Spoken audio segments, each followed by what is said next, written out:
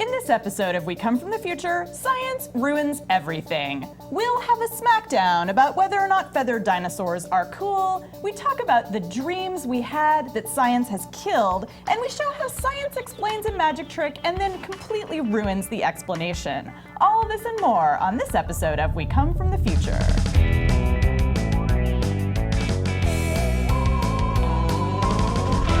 This episode of We Come From the Future is sponsored by the National Campaign Against Drunk Driving. Welcome to this episode of We Come From the Future, the show in which we smear the future all over our bodies to protect us from the harsh glow of the present. I'm Annalee Newitz. And I'm Esther and Annalee. Science usually makes things better. Usually. In this episode, we're talking about all the things it has made worse. Now, the latest bit of science that has wrecked my dreams was the debunking of those faster-than-light neutrinos. We're all excited because, nothing like this had ever happened before. We could maybe do faster-than-light travel, maybe teleportation. Who knows where it all could have ended. And it all ended in a loose wire. I know. Why do they make their machines so screwed up? They make our dreams, come alive and then... Yeah, I'm still recovering from the loss of faster-than-light travel. I was really, that was gonna be like that hurt my all awesomeness. of us. But I'm also really bummed out that it turns out that handheld ray guns can't disintegrate anybody. Science, why do you have to tell me these truthful things about truthiness? Apparently, the heat would be so dispersed by all the atoms in your body that you'd get a kind of warm, glowy feeling if someone shot you with a blaster, and that's about it. Really, science? You had to ruin blasters too? A valid complaint, but what really gets under my skin is feathers on dinosaurs. Dinosaurs used to be cool, feathers came in, and now it's like they're gonna ruffle their plumage when they come after me, and that is not scary. It's not scary. I mean, A, dinosaurs don't have to be scary, but B, let's just think about these feathers for a second. Paleontologists say that these are more like proto-feathers, or sometimes it's called dino fuzz. Basically, it would have been the stocky part of the feather with maybe a little bit of down on it. So you might have gotten a creature that looked kind of spiny, which actually sounds badass, and is really unlike anything on Earth today, which makes it extra badass. Nothing with fuzz or down sounds badass, okay? That's Easter chicks, that's not dinosaurs. And yes, dinosaurs always have to be scary. That's the point of them. Why else were they created? Well, I think, the cute, scary combination has a lot to be offered. If you've ever seen any Japanese animation, you know that cute and scary go together like chocolate dinosaurs and eggs. And fuzz. But, okay, so we've seen how science ruins science. Now we're gonna see how science ruins magic in this week's Esther Gets Experimental.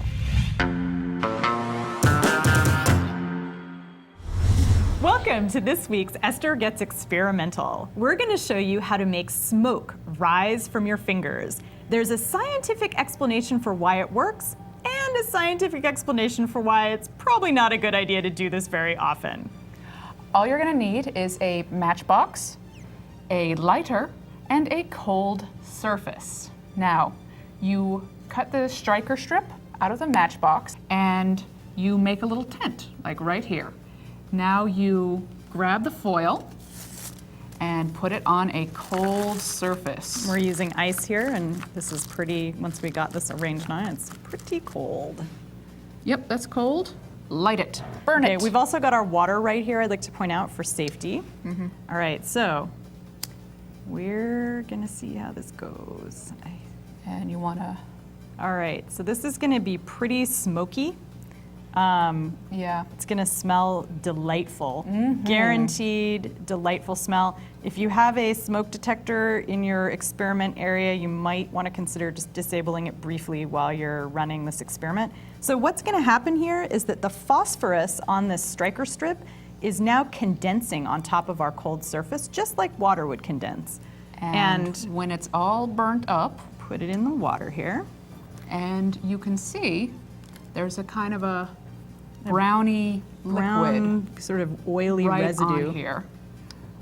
Now this is your magic smoke substance, and you're gonna wipe it up, hold it between your fingers, and you're gonna rub.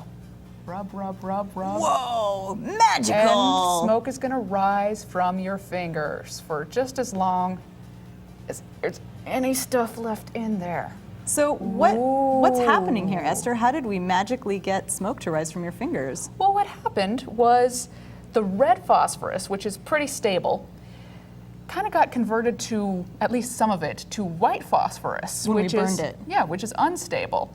And the good thing is it's unstable, so it can go up in smoke when you rub it between your fingers and look really cool. The bad thing is it is toxic and it does absorb through your skin. So science even ruins the science in magic. Well, really, we should say medicine ruins the science because it's not healthy for you. But you know, science would say just go ahead and eat it. Yeah. Is it radium? Eat it. I'm the evil sorcerer. I control your stuff with my sorcery. And when we come back, we'll use science to ruin some perfectly good UFO footage. From August 15 to September 3rd, police nationwide will be out in force to crack down on drunk driving. Hey, if you're smart enough to know Asimov's 3 laws of robotics, you're smart enough to know that putting yourself and others in danger when you drink and drive is really, really stupid. Drive sober or get pulled over. Here's some sobering data on the impact of drunk driving. Young adult drivers ages 18 to 34 years old are particularly at risk. Over Labor Day weekend in 2010, 54% of young drivers killed in motor vehicle traffic crashes were alcohol impaired. And drunk driving cost every adult in this country an average of $500 a year. That's more expensive than sending a robot to Mars. Listen up. State and local law enforcement across the nation will be taking part and will be looking for drunk drivers day and night and making the roads safer for the rest of us. So do yourself a favor and keep me and my friends safe. Drive sober or get pulled over. There's nothing cool about driving drunk.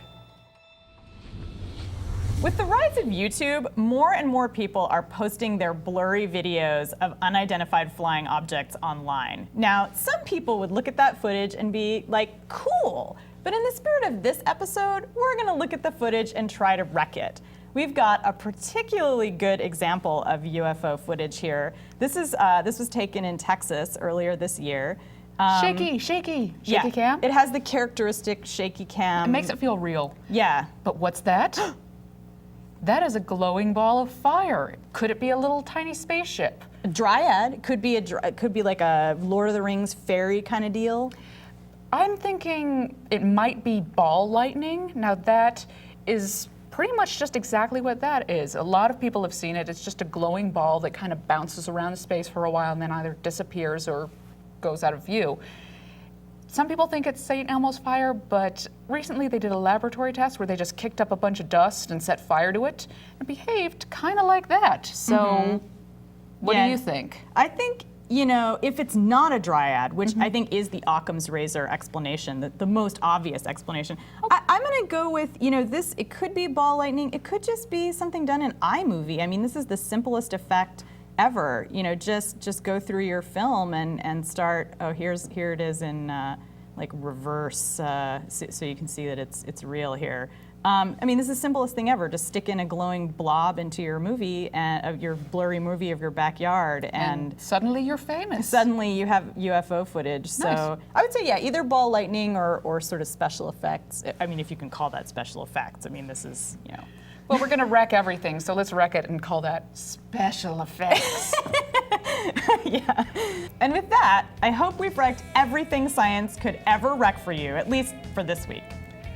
But don't worry, if you want more science, you can watch us on iTunes by searching IO9, subscribe to us on YouTube by clicking right here, and you can always find us on Revision 3.